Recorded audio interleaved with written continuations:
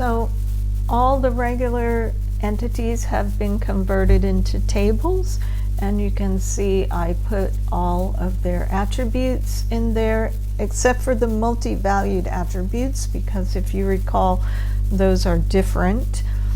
And you can see some things that if you set certain values on fields, it changes the little icon next to them. So I made name not null in the employee table, and it changed its little icon to a blue diamond instead of a clear diamond. All right, so now let's have a look at the weak entities in this diagram, because before we can do so many of the relationships, we want all the tables that are involved in them to be ready. So let's look first at this subclass relationship here. This is one of the few cases where you have your own choice of how to model it in the relational model. So in this case, we could have the employee table plus a doctor table plus a clinic worker table. But I believe that I don't want to have a clinic worker table, because doctor is quite different, but clinic worker just has two relationships that the doctor doesn't have. So that will translate into about 2 null fields for the doctor, and I think that's okay. So I'm sticking with just a doctor table, an employee table, and these relationships will roll up to the employee table, but not for doctors. So let's do that then. So let's make another table, and this will be, go to the table tab. This is going to be the doctor table. Now recall that we said a subclass is like being in a one-to-one identifying relationship with its superclass, because they share the same identity. The doctor and the employee are one and the same person, because the doctor is an employee and has an employee ID number, name, address, and some phone numbers.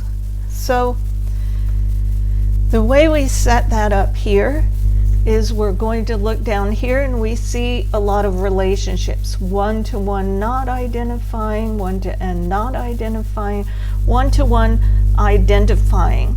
So that's what we want. So we click that, and then you click on the 2 tables from the weak one to the strong one. So the doctor is being identified, so I'm going to click doctor first, and then employee. And we'll see what happens. First of all, a one-to-one identifying relationship appeared here, and you can see the endings one-to-one and mandatory on both sides, which isn't actually the case, and we'll see how to fix that. But more importantly, we see that the key of the employee table appeared as the foreign key of the doctor table, and according to the rules of identifying relationships, it also became a key in the identified table. So now we see the key. You will see it better and more clearly on your screen. The key next to this employee ID is red. That means it's both a foreign key and a primary key. Now this default name is not so attractive, so I want to change it. So I'm coming here and I'm going to change it to Doctor ID. All right, so now it's called Doctor ID. It's more manageable name. And then how do I know it's really a foreign key? Well, let's look in the foreign key tab. So we see the foreign key doctor of employee references the employee ID in the employee table. And let's have a look at this relationship, because as I said, it's not really true in the mandatoriness. So the doctor must be a part of this relationship, but not the employee. So if we click on this relationship, we get this relationship tab down here. And it's really complicated because we have tabs on top, but we also have tabs on the bottom. So here, when we go to the foreign key tab on the relationship tab, we find some checkboxes for mandatory, and we can also change the nature of the relationship, but we put in the right thing. We wanted a one-to-one identifying relationship, but on the employee side it should not be mandatory. That's wrong. I always forget which side. So on the doctor's side it's not mandatory, which means an employee is related to 0 or more or 1 doctor, but a doctor is related to exactly 1 employee. All right, so we've got that in. Now we can do the appointment week entity, because we couldn't do it until we had doctor, because it's identified by doctor. So, and it's a one-to-many identifying relationship. So let's get that in there. So first we'll make the table. Back to the table. And this table is called appointment. Oops.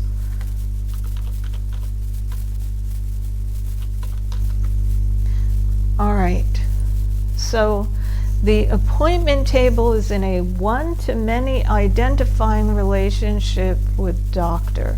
So we're going to come over here and find that. That's this one, 1 to N identifying relationship. You click it, and then you click the weak side first and then the strong side. So weak, strong.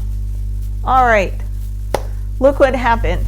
Workbench knows the rules, so as soon as we put the one-to-many relationship, it did the same thing. It moved the key from the identifying table and made it both a foreign key and a primary key of the new table, the appointment table, or what was the weak entity. Now, appointment, because it's in a 1 to N relationship, also had a partial key, and that was the date time of the appointment. So let's add that attribute in here. And let's also change the name of this field. Some people, everyone has their own style for this, but I don't mind them having the same name because they're the same field. This is the doctor ID as referenced in the other table. All right, now we have the date, time of the appointment. So we need to go up here and choose the date, time, data type. And because this was a partial key in the ER model, it becomes also part of the key in this. So it becomes part of the primary key as well. And the meaning of this, that doctor ID and date time are both listed as keys, means the combination of the two acts as the key. Now let's fix the mandatoriness. So appointment is associated with exactly one doctor, but a doctor may not have appointments. So let's click on here and then go to the relationship, foreign key, and I put the 0 to many. So a doctor doesn't necessarily have to have appointments, but the appointment has to be associated with a doctor, otherwise it doesn't exist. That was how we defined the appointment table.